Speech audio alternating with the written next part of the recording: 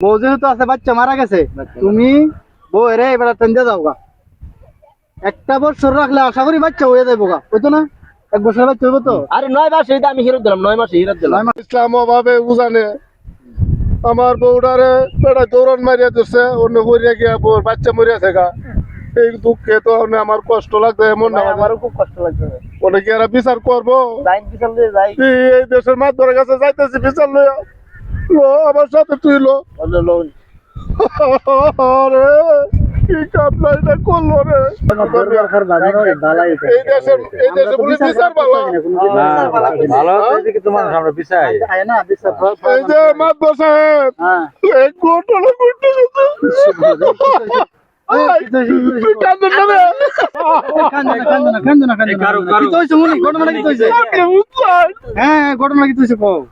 আমরা বাড়ির মানুষ, বুঝছো?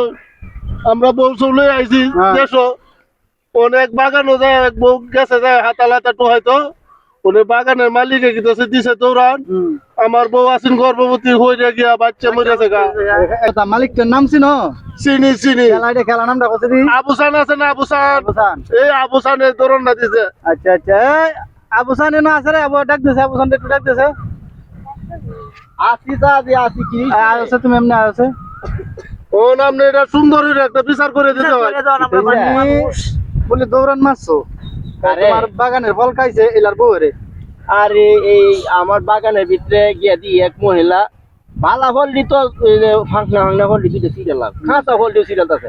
মানে আমি দূরা থেকে কইছি এই কেলারে কেলাইতা কইতে দৌড় মারছে, দৌড় মারে গিয়া বেডি বেটা দোষ নাই, পেটের বাচ্চা বেটা তো কইতে রে এবারে বাগানে কি ফল আছে দেখছো?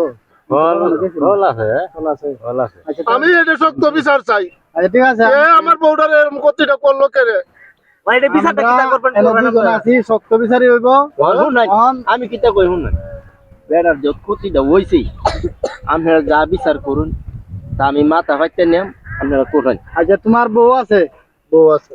বউ যেহেতু আছে বাচ্চা মারা গেছে, তুমি বউ এরে এবার টেন্ডে যাও গা। একটা বছর রাখলে আশা করি বাচ্চা হয়ে যাবো গা, বুঝতো না? এক বছর বাচ্চা হইব তো। আরে 9 মাস এইটা আমি হিরত দিলাম, 9 মাসে হিরত দিলাম। 9 মাসে হিরো দিল, বাচ্চা যদি হয়ে যায় গা, তাতে বাচ্চা সহ গে তোমার বাড়ি দিয়া আসবো গা। কেমন বিচারটা করলাম? বিচার ভালো হয়েছে।